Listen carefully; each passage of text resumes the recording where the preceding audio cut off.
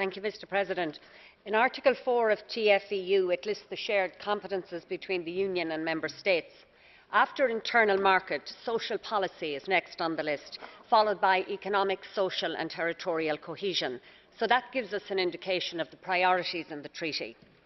Following on from that, we have Article 9, which clearly states that in defining and implementing its policies and activities, the Union shall take account of requirements linked to the promotion of a high level of employment, the guarantee of adequate social protection, the fight against social exclusion and a high level of education, training and protection of human health. This issue is highlighted in Article 10 of our resolution on the future of the Social Fund and to me is of crucial importance. So I think that gives us our framework.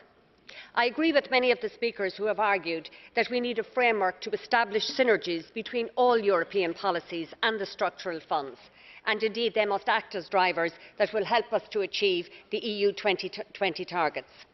I also agree with Commissioner Andor when he says that EU citizens expect results-based delivery systems. There is also a strong argument for greater visibility of these funds and an urgent need for simplification.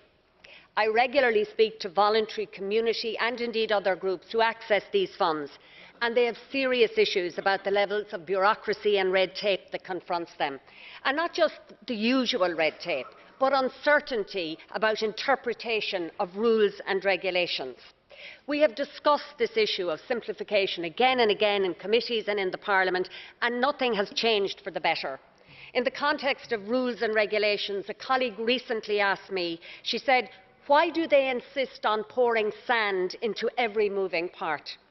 So given that context, this issue really needs to be dealt with, and I think perhaps we can begin to get it right this time.